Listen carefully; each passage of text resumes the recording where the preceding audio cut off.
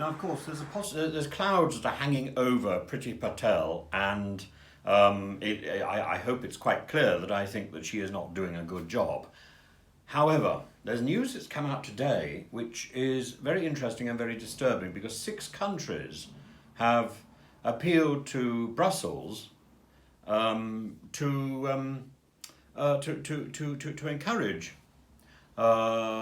failed asylum seekers from Afghanistan to be sent back there, despite the fact that the situation in the last month has changed dramatically and that Afghanistan is clearly no longer a safe country. There's a fellow called Sammy Mahdi in Belgium who has written the most interesting tweet in the last few minutes, I think. He says, the regions of the country, the fact that the regions of a country are not safe does not mean that each national of that country is automatically entitled to protection.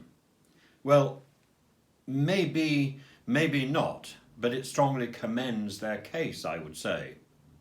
What I think is interesting from this is that there is a movement across Europe, and I include the UK in that, that is not favourable, that is increasingly not favourable to asylum and to migration. And is this right or is this wrong? I have no idea. But it is, I think it is a reality that we have to live with.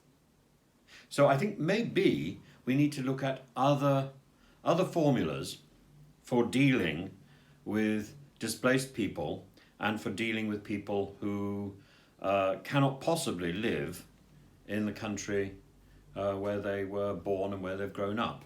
That country is inappropriate. We need to be thinking, I suggest we need to be thinking in a non-national way, and we need to be looking beyond the sort of limited national borders that have been our tradition, certainly for the last 200 years, but it's a recent tradition.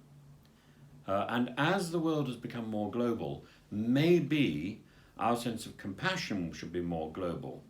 It doesn't mean we should be welcoming people necessarily open-handedly across the channel or wherever we define our borders. It simply means we need to rethink